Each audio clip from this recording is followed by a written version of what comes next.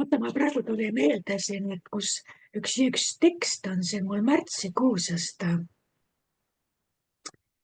Ma ei tea, kas ma lugesin teile seda. Ma loen selle siin ette, vaatame.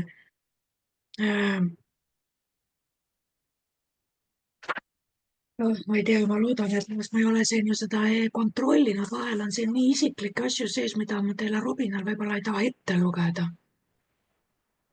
Vaatan, et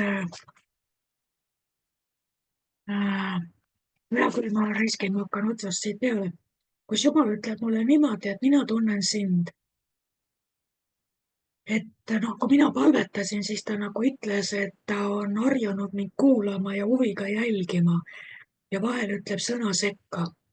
Ta ütleb, et mina tunnen sind, aga sina alles õpid mind tundma. Nagu laps.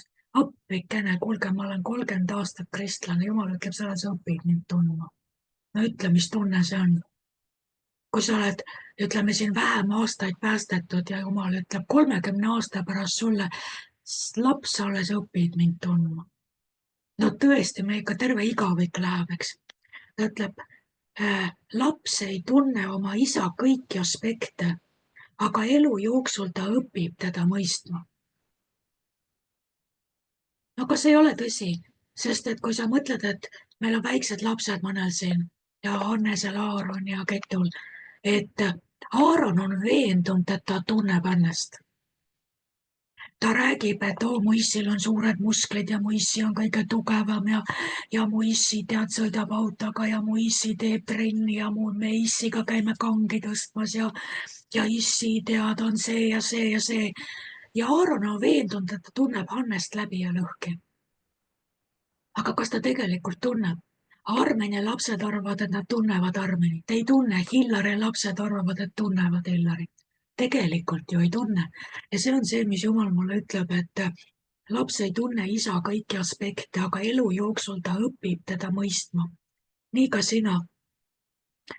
Varu kannatust, kui sa kõigest, mis ma teen, kohe aru ei saa. Varu kannatust. Minu plaanid peavad silmas pikka perspektiivi. Ma ei tee midagi ega lahenda midagi lühiajalisest perspektiivist lähtudes. Teie tahate lahendusi kohe ja lahendate asju valesti, nägemata, mis selline tormakus ja lühinägelik nägemine teile tulevikus toob, hoopis ebasoodsamaid olukordi. Seepärast ma ei kiirusta, viin teid lahendusteni, mille tulevik on helge. Ma pean täitsa kordama kohe, see on nii hea. Ma nägin seda, kui ta rääkis, et meie tahame otsekohe lahendust. Näiteks minul oli vaja loogiliselt saada oma pere tagasi Rootsi ja ülikool hakkas peale, kool hakkas peale. Lapsed oli vaja panna kristlikku kooli, mis on ju jumalast õige, eks ole. Ma ei tahtnud panna Tallinna maailmakooli. Mu lapsed pidid käima kristlikus koolis. Emana on 1000% õigus seda oodata. Ja Jumal ütleb, mina ei pea silmas lühiajalist, vaid pikaajalist perspektiivi. Mina arvasin, et see on pikaajaline perspektiiv. Piiblikool, ülikool, kristlik kool, misjon on pikaajaline perspektiiv. Mul on vaja viisat. Jumal ütleb ei. See on lühiajaline perspektiiv. Mul on hoopis teistmoodi need asjad. Nii.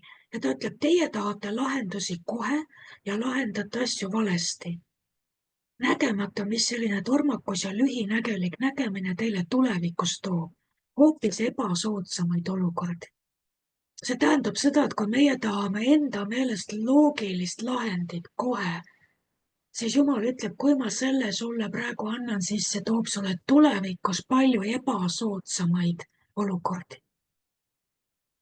No vaata, siin kuskil ühel koosolekul mainisime, kui Mooses väänas Jumala käsi, et ta Iisraeli maha ei lööks ja ta ei tahtnud, et Jumal alustab temast uue rahvaga. Sest Mooses kuulas sõna, aga rahvas ei kuulanud sõna. Mooses väänas nii kaua Jumala käsi, kuni Jumal siis lasi Moosese plaanil sündida. Või kui seal oli, kes see Hiskija, kui Jumal ütles, sinu aeg on täis ja kõik on hästi tehtud ja tuled ära nüüd.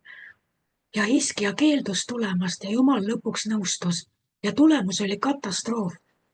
Hiskija mängis ju kõik maha Paabeli saadikutele, spioonidele, näitas kõik Iisraeli varandused kätte, juuda varandused. Ja peale selle ta veel sünnitas vist Manasse või kes talle sündis sellel ajal, kui ta oleks pidanud taevas juba olema. Ja sellest sai üks õudne kuningas. Nii palju halba tuli. Abraham, kes võitles Loti eest kogu aeg, teda igalt poolt natipidi välja tiris. Kõige selle tõttu, et Abraham muudkui oma seda onupoega päästis. Selle tõttu ta sai omale kaela moabiidid ja ammonlased, kes olid selliseks nuhtluseks Iisraelile, selliseks vaenajaks, okkaks külje sees ja silmas ja kõik. Oleks Abraham usaldanud Jumalat Loti suhtes ja ei oleks kogu aeg teda välja vedanud igast olukorrast, ei oleks sündinud neid moabiite ja ammonlasi. Nii et siin on, ma mõtlen, et see käib siia alla, et need asjad, mis meie meelest on õiged ja kui me ei usalda Jumalat, need võivad hoopis ebasoodsamaid olukordi tuua. Seepärast usalda mind, kui sa kõigest aru ei saa. Ühel päeval, kui oled kohale jõudnud, saad aru, miks ma millegagi viivitasin ja miks kohe teie silmis vajalikku vastust ei andnud.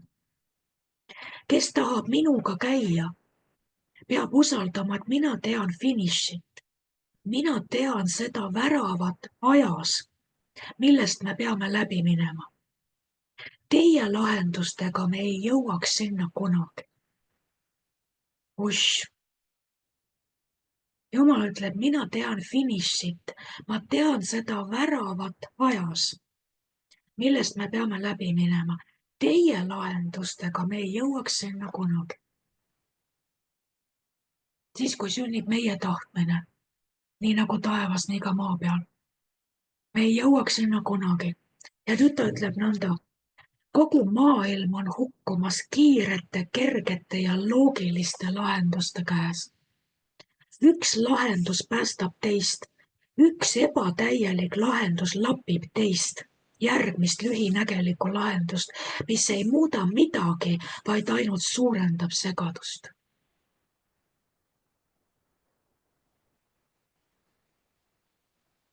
Üks lahendus päästab teist, üks ebatäielik lahendus lapib teist järgmist lühinägelikku lahendust, mis ei muuda midagi, vaid ainult suurendab segadust.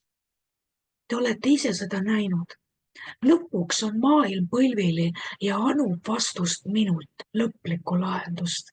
Ja mina olen see lõplik ja ainuõige vastus. Mitte mis, vaid kes. Kes mind tunneb, võib elada muretult kurja kartmata. Nii et see lõplik ja ainuõige vastus ei ole mitte mis, vaid kes. Kas ei ole nii, kui me oleme oma nende valede lahendustega ja Jumala käikudes pettumisega, kui me oleme lõpuks nii-öelda näoli maas, siis lõpuks me jõuame kõik ju selle tõdemuseni, et see, mida ma tahtsin,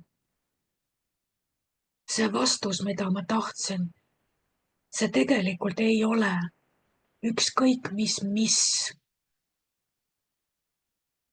vaid tema tahab olla minu ainus vastus ja lahendus. Et minu ainus vastus, mida ma vajan, on kes, mitte mis.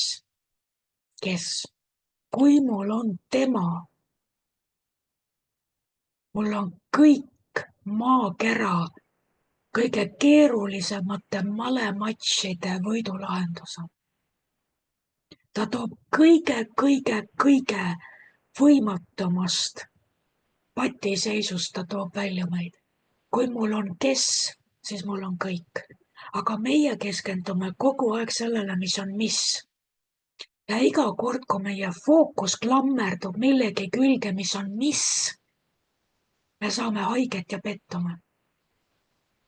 mulle tundub, et see võibki nii olla, miks Jumal aeg-ajalt laseb meil sellistest asjadest järjest ja järjest läbi minna, et me võrduksime ära oma lahenduste külge klammerdumast.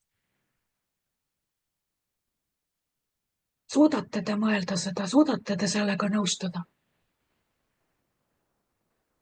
Jälle ei läinud nii, jälle ei läinud nii, jälle ei läinud nii. Miks? Kuni sa lõpuks enam ei visku 10 küünega järgmise lahenduse suunas, mida Jumal peab sulle andma, vaid sa viskud ainult tema suunas. Ja tema on see, kellest sa kinni hoiad ja tema kannab sind läbi igast tormisest merest. Vesi ei uputa sind, tuli ei põleta sind. Kui need 4 meest, või 3 meest, kes sinna tulisesse ahju visati, mäletate? Kui nemad oleksid pannud oma lootuse selle peale, Jumal, sina pead meid tuleahjust päästma. Ma arvan, et see pettumus, kui nad kinni seotakse ja neid tassitakse ahju suunas ja nad leiavad, et neid visataksegi ahju, see pettumus oleks nad seal ahjus ära põletanud. Nad ei oleks pääsenud, aga vaadake, mis nad ütlesid. Nad ütlesid, meie Jumal võib meid päästa. Aga isegi kui ei päästa, ikka ei kummarda seda kuldkuju. Ja kuna nad jätsid selle võimaluse, et võib tulla ka teistsugune lahendus, siis kuna nad jätsid Jumalale selle võimaluse, Jumal sai olla koos nendega seal tuleahjus ja see ei kõrvetanud neid, see ei põletanud neid ära. Aga mina näen seda, et nii palju kui minu elus on, kui mina panen kõik ühele kaardile, et see lahendus peab nüüd tulema, see peab tulema. Et ei ole võimalik, et ei tule. Kui ma klammerdun selle külge, siis tavaliselt see viib mind põhja nagu raudpomm. Ma lähen koos selle lahendusega põhja, mille külge ma klammerdun. Ma pean lahti laskma. Hiljuti siin oli mul sõda, üks lahing Leviaataniga. Ja ma lasin kõik olukorrad lahti. Ma lasin niimoodi lahti, et ma ütlesin, et mind ei huvita. Mina ei hoia mitte millestki kinni. Ja järsku oli see lahing möödas. Ja ma küsisin Jumala käest, et vaata, see oli selline sõda, kuidas ma selle Leviaatani siis nüüd, kuidas see Leviaatan lihtsalt haihtus? Nagu, kuidas see sõda, mis oli õudne sõda, täiesti verd tarretav, konte murdev, surmav, kui Leviaatan tuleb su vastu, see on õudne sõda. Ja kuidas ta lihtsalt, ma ei tea, nagu linnulaul lihtsalt kadus ära. Ja ma ei saanud sellest aru, et see ei ole ju viis, kuidas Leviaataniga võideldakse. Ja Jumal ütles, Leviaatani jõud, tema võim sinu üle, kui ta sind hävitab, on see, millest sa kinni hoiad. See asi, mille külge sa klammerdud, on Leviaatani vägi sinu üle. See on tema meelevald ja tema jõud sinu üle. Sellel hetkel, kui sa lased selle asja lahti, mis annab väge Leviaatanile, nii kui sa oled selle asja lahti lasknud, Leviaatan kaotab väe sinu üle, sest et tema vägi sinu üle oli see asi, mille küljes sa 10 küünega kinni hoiad. Nii kui sa lased selle asja lahti, Leviaatan lendab nagu väike liblikas kosmosesse koos selle asjaga, mille sa lahti lasid ja sa oled vaba. Vaat me ei ole neid asju teadnud. Me võitleme niimoodi, et tead veri küünte all, et mingi asja pärast. Ja me ei saa aru, et see, kui me anname mingisugusele asjale kogu oma väe ja jõu ja tähelepanu, me annamegi vaenlasele kogu väe meid hävitada. Kui sa lased lahti ja ütled, et mind ei huvita, ma ei lähe selle asjaga põhja, samast hetkest on sõda läbi. Ja Jumal ütles mulle, et niimoodi sa võidadki Leviaatani. Ma vaatan, kas ma äkki leian seal kuskil selle lause, kuidas ta ütles. vaatame, vot täna on huvitav selline teema äkki. Ja siis lõpetame. Nii, ta ütles jah, et sa pidasid lahingut suure maoga. Kuidas võita ära Leviaatanit? Vaat just nii. Andes võtmed minu kätte, taandudes, taganedes, lastes minul ise temaga silmitsi seista. Sa olid valmis lahti laskma. Sa ei klammerdunud millegi külge, et ta oleks koos sellega su hinge võtnud. Sa lasid lahti. Sa lasid lahti temast endast ja kurjus kaotas väe, sest tema väetrump, siis see asi, millest ma kinni hoidsin, ei omanud enam su igavese hinge üle meelevalda.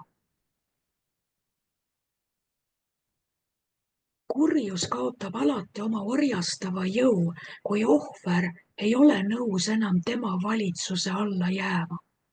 Ta imeb verd ainult seni, kuni tal seda teha lastakse. Sina ei lasknud ja sa olid vaba. Vot sellised saladused täna on kuidagi spontaanselt esile tulnud.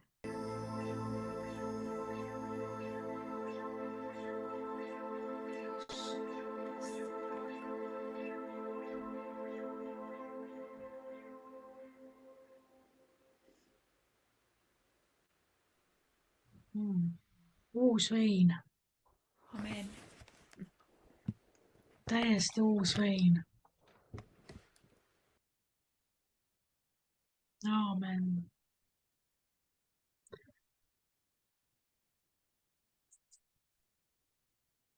Ma ei tea, mis teil vaimus üleval on, aga minul tuli terve laviin praegu.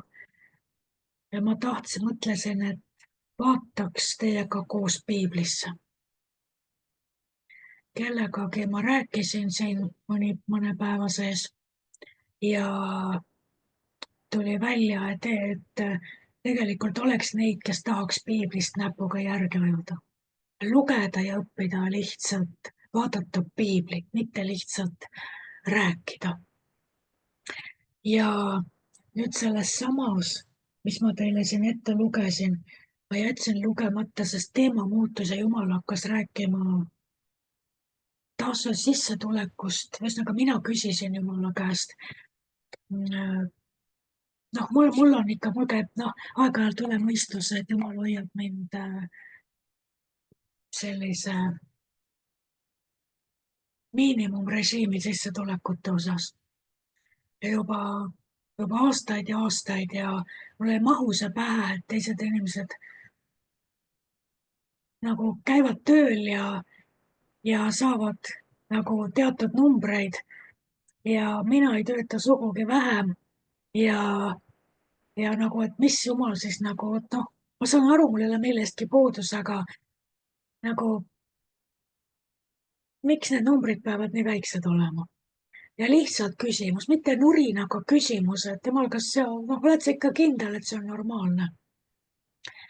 Ja ta ütles mulle ühe sõna. Ta küsis mu käest, kas mina pole sinu ülisuur tasu?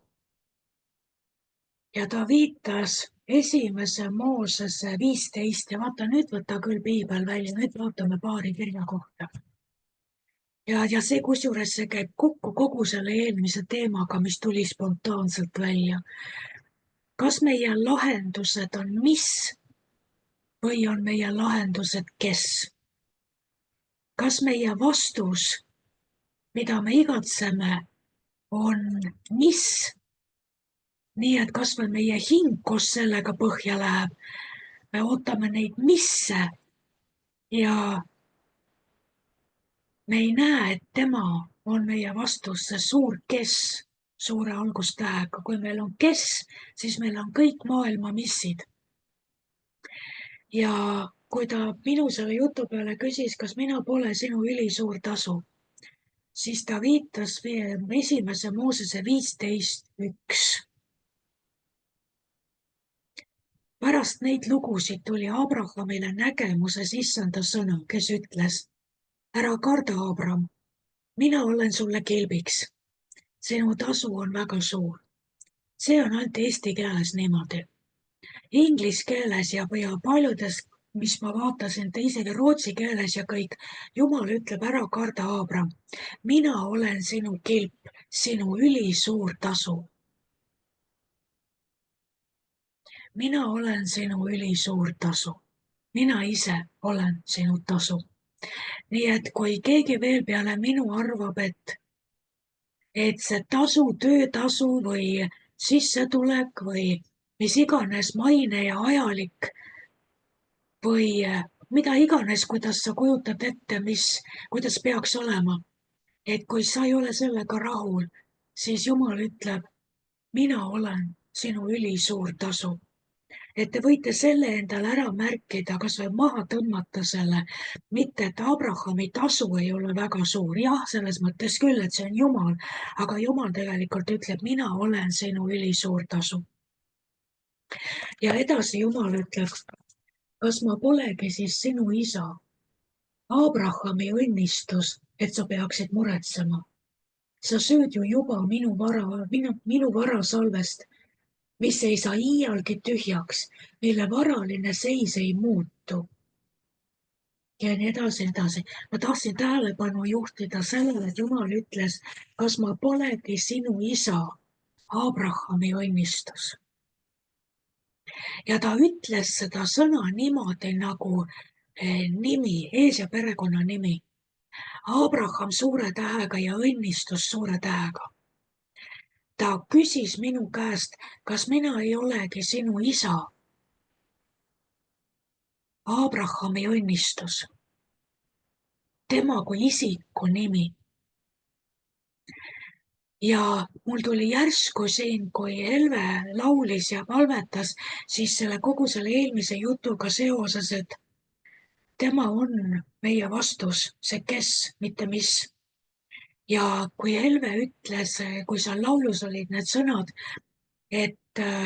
või kui Helve palvetas, et sa müüd ära kõik, mis sul on, et osta see pärl, see üks ja ainus kannihinnaline pärl, et Jumal kutsub sind nii-öelda kõigest loobuma, kõike ära müüma, et saada seda ühte pärli. siis see ongi see kes. see kes on kõik sinu vastused ja kõik sinu lahendused, tema ise, tema isik, tema persoon, tema ülisuur suurus on sinu lahendus ja sinu vastus mis tahes olukorras, mitte need väikesed prussaka olukorrad, millele me keskendume, millest nii-öelda meile tundub, et meie elu sõltub. ja ma hakkasin mõtlema, et kus kohas on Abrahami õnnistusest juttu. ma ei ole kunagi kuulnud, et Abrahami õnnistus oleks isik, vaid räägitakse kogu aeg, et meile saaks osaks Abrahami õnnistus. ja tulles karismaatilisest ajastust, te teate, mis asi on Abrahami õnnistus? pennihinnid ja kõik need krehvlodollarid ja Kenneth Copelandid ja mis on Abrahami õnnistus? Abraham oli väga rikas hõbeda ja kulla poolest. ja tal oli karja ja kõike ja siis on nii, et anna meile Abrahami õnnistust. Abraham oli väga rikas kulla ja hõbeda poolest ja karismaatiline ajastu küsis endale Abrahami õnnistust. ja sellele rajati terve epohh, karismaatiline ajastu. Abrahami õnnistusele, rikas kulla ja hõbeda poolest. ja kuna seda taotleti Abrahami õnnistuse nime all, siis soetatigi endale tohutud megalossid, mida helikopterite pealt on filmitud ja näidatud, mida need Abrahami õnnistuse taotlejad endale siis hankisid. lennukid ridamisi, aina uuemad mudelid, kallid maalitšedöörid, luksus, küllus, nauding. sest nad ütlesid, et Abraham oli väga rikas kulla ja hõbeda poolest, see on kuskil piiblis siin sees. ja et see on Abrahami õnnistus. ma hakkasin mõtlema, et mis asi siis on Abrahami õnnistus, et kus kohas, et Jumal, kui sina ütled, et sina oled isa, sina oledki Abrahami õnnistus suure algustähega, see on su nimi. aga äkki piibel ütleb midagi muud. Ja siis ma lugesin siin seda 1. Moosese 17 ja loeme esimesed 9 salmi. Loe minuga koos oma piiblist. Kui Aabram oli 99 aastat vana, siis issand ilmutas ennast Aabramile ja ütles temale: mina olen kõigeväeline Jumal, käi minu palge ees ja ole vaga. Ma teen lepingu enese ja sinu vahel ja teen sind väga paljuks. Siis Aabram heitis silmili maa ja Jumal rääkis temaga öeldes: see olen mina. Vaata, mu leping sinuga on, et sina saad paljude rahvaste isaks. Sinu nime ei hüüta siis enam Aabramiks, vaid su nimi olgu Abraham, sest ma teen sind paljude rahvaste isaks. Ma teen sind väga viljakaks ja lasen sind rahvaiks saada. Kuningadki põlvnevad sinust. Ma teen lepingu enese ja sinu vahel ja sinu soo vahel pärast sind igaveseks lepinguks sugupõlvedele, et ma olen Jumalaks sinule ja su soole pärast sind. Ja ma annan sinule ja su soole pärast sind selle maa, kus sa võõrana elad, kogu Kaanani maa, igaveseks omandiks ja mina olen neile Jumalaks. Ja Jumal ütles Abrahamile: ja sina pead mu lepingut pidama, sina ja su sugu pärast sind põlvest põlve. Nüüd me näeme siin seda Abrahami õnnistust nüüd rohkem lahti kirjutatuna. Ja ma ütlen, et silmad löövad särama. Mõtle, kui Jumal ütleb: ma teen sind väga paljuks. Mida see tähendab meile vaimulikus kontekstis? Nagu minu kogudus, et mul saab olema nagu tead Joel Osteenilt 20 000, mul saavad olema staadionid täis. Jumal teeb mind väga paljuks. Minu teenistus läheb nagu katab nagu vesi merepõhja.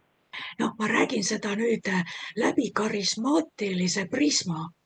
Nii nagu see ajastu seda tõlgendas. Abrahami õnnistus: mina saan väga paljuks. Paljude rahvaste isaks, väga viljakaks, rahvad tulevad, kuningad põlvnevad, sugupõlvedele või maaomandid. Issand, anna meile seda Abrahami õnnistust. Orvu hing läheb elevile. Me oleme orvust õppinud. Kui orb saab selle tõotuse, mida orb näeb? Ta näeb au, kuulsust, rikkust, rahvamasse, tuhandeid ja miljoneid laike, järgijaid paljude rahvaste hulgas. Ta näeb maaomandeid, ta näeb tohutut vilja, raamatute virnu, mida trükitakse, tõlgitakse kõigisse maailma keeltesse. Orvu hing saab peapöörituse sellest ja ütleb: Jumal, nüüd lase Abrahami õnnistusel paganatel osaks saada. Vaata minuga koos Galaatia 3. Galaatlastele 3. Ma lasen karismaatilise ajastu praegu põhja siin teiega koos. Pidulikult ja ametlikult. Sest ma olen olnud aastakümneid karismaatilises ajastus ja ma tean, mida ma räägin. Internet nõretab ja on läbi imbunud sellest tõlgendusest Abrahami õnnistusena. Ja Galaatlastele 3:14, 3:13. Ent Kristus on meid seaduse needusest lahti ostnud, kui ta sai needuse meie eest, sest on kirjutatud: neetud on igaüks, kes puu küljes ripub. Selleks, et Abrahami õnnistus saaks paganatele osaks Kristuses Jeesuses ja et me tõotatud vaimu saaksime usu kaudu. Nii, milleks Kristus rippus ristil? Selleks, et Abrahami õnnistus saaks nüüd paganatele osaks. Naine, kus on sinu usk? Mees, kus on sinu usk? Juudid on maailma kõige rikkamad. On nii? Abrahami õnnistus.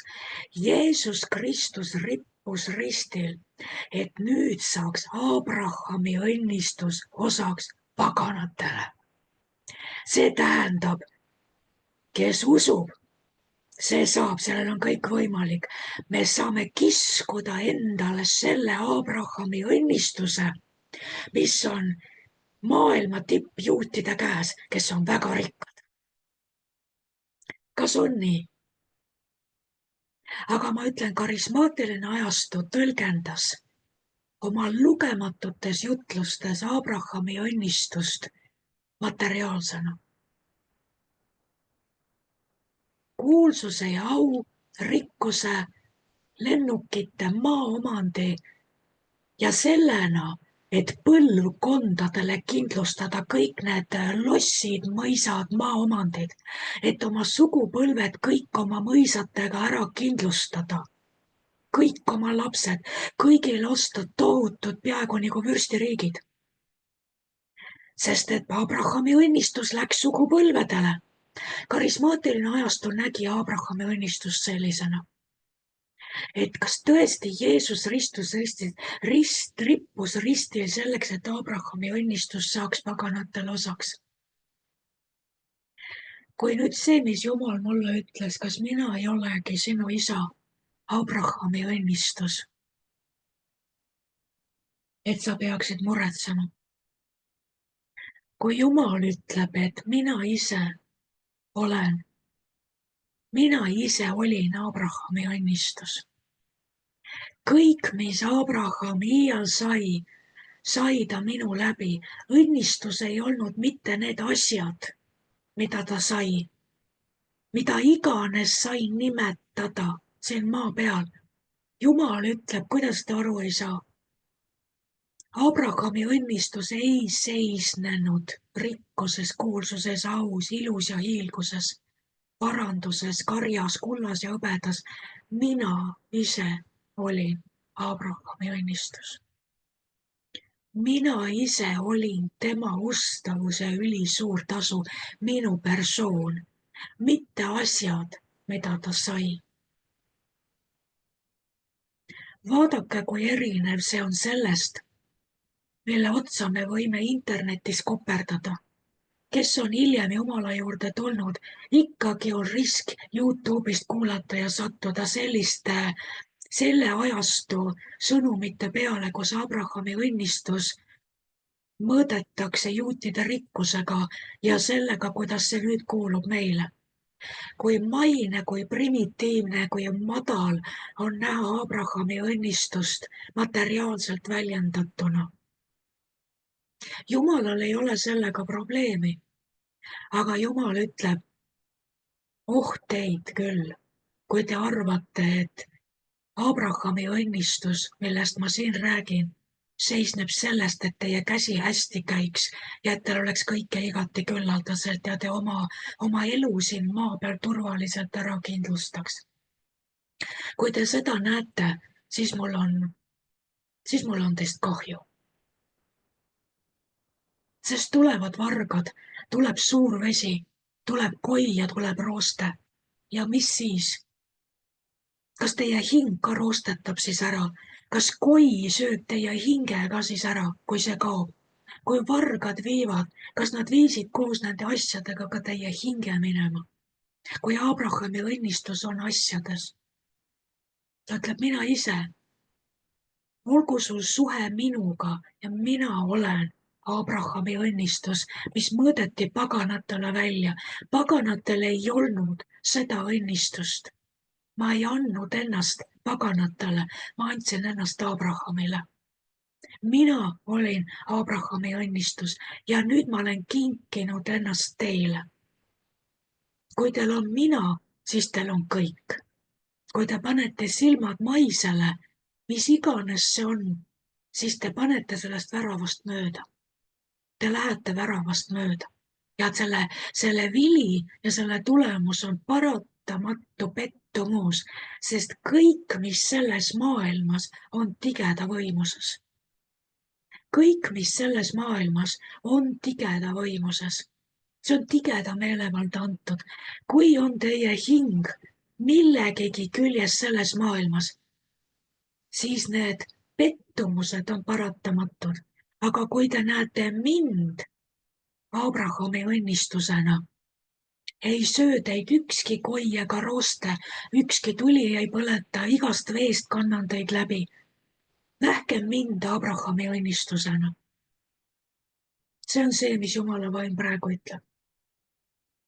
Ja kui sa vaatad seda sama Galatia 3:14, see ütleb ju selgelt, Kristus ostis meid lahti seaduse needusest, rippudes puu küljes, saades neetuks meie eest, surres, makstes selle võla, et Abrahami õnnistus saaks paganatele osaks Kristuses Jeesuses ja et me tõotatud vaimu saaksime usu kaudu. Kus kohas on siis Abrahami õnnistus? Abrahami õnnistus on see, et me saame isa vaimu. Me saame sama vaimu, kes juhtis Abrahami ja õnnistas Abrahami, juhatas ja näitas, mida ta peab tegema, kuhu minema. Vaata, kus kohas saab Abrahami õnnistus paganatele osaks. Siis, kui me saame vaimu. Jumala isa vaimu, Kristuse Jeesuse vaimu. Ta ju ütles, et Jeesus ütles, et selle teile tuleb kasuks, kui ma ära lähen. Sest kui mina lähen ära, saate teie selle vaimu. Ja ühes sellega Abrahami õnnistus on teie päris osa. Nii et see Abrahami õnnistus on isik. See on isa persoon, kes tuleb meie juurde vaimu kaudu. Kui meil on püha vaim, siis me oleme Jumala pojad. Kui püha vaim meid juhib ja me kuulame tema häält, siis me teame täpselt õigel ajal, kuhu midagi investeerida, mida maha müüa, kuhu minna, kus kohas töökohta taotleda, kus kohas mitte tööle minna, kus jääda koju, kus minna paremale-vasakule, kuhu kolida, kuhu mitte kolida. Mis on siis Abrahami õnnistus? Mitte mis, vaid kes. Vaim. Jumala isa vaim. Kui sul on püha vaim, Kristuse vaim, isa vaim, siis koos tema häälega on sulle 100% läbimurrete, sihuke tikutopsi efektide rida elu lõpuni garanteeritud. Ainult võidust võitu. Ainult lahendusest lahendusse, ainult vastusest vastusesse. Ükskõik, mis käänakuid su elu teeb, sul on jälle vastus, sest sul on vaim. See vaim, kes anti meile, see, kes valati välja meie südamesse, tema ongi see Abrahami õnnistus.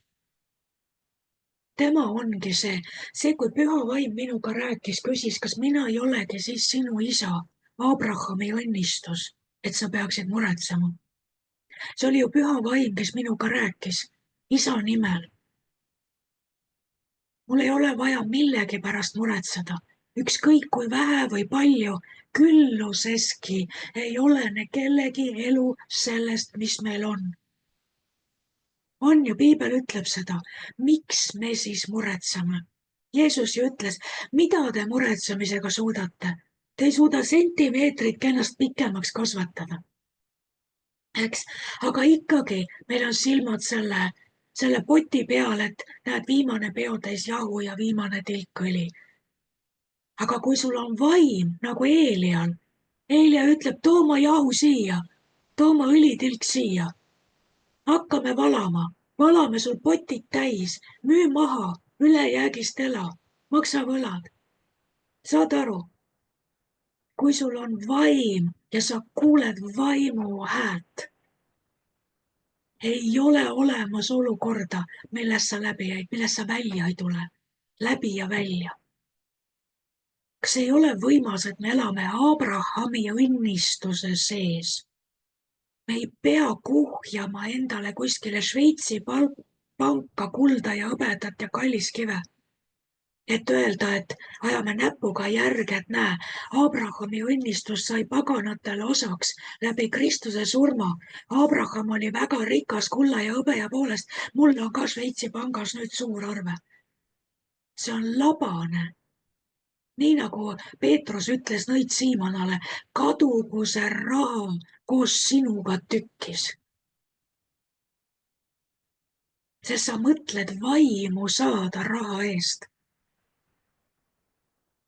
Seal oli nõid Siimona silmad olid samamoodi Abrahami õnnistuse peal, mis oli materiaalne. Ma annan raha, anna mulle siis väge ja siis minu võimas see teenistus läheb edasi. Ta ei saanud aru seda, et kui ta küsib endale püha vaimu, see ongi Abrahami õnnistus. Tema tahtis väge raha eest. Nii et vot selline praegu siukene laviin tuli mulle Helve ülistuse ajal, kui Helve ütles ainult selle ühe lause, et sa müüd maha kõik, et osta seda ühte pärli. Ja järsku mul tuli meelde see lugu, kui Jumal ütles, kas mina ei olegi sinu ülisuur tasu, et sa küsid endale palka. Kas mina ei olegi sinu Abrahami õnnistus, et sa peaksid muretsema. Nii et paneme praegu kõik oma mured tema jalge ette. Kellel on palgamure, korterimure, töömure, mis iganes eluolukorra mure, paneme need tema jalge ette, tema on meie lahendus. Mitte mis, vaid kes. Küll ta ütleb ju kuskil, et veereta kõik oma mured tema peale, et tema toimetab kõik hästi. Kui tema tutvustab ennast täna sulle ja ütleb, kummardab, lööb kraapsu ja ütleb, minu nimi on Abrahami õnnistus. Mina olen nüüd sinu ülisuur tasu. Mina olen nüüd tulnud sinu ellu, et jääda. Minu nimi on Abrahami õnnistus. Siis võta ta vastu. Ja sa tead, et sul ei ole elu lõpuni murevarju ka. Varjud võivad tulla, aga sa viskad selle mure välja, sest Abrahami õnnistus elab sinu kodus. Jeesuse nimel, aamen.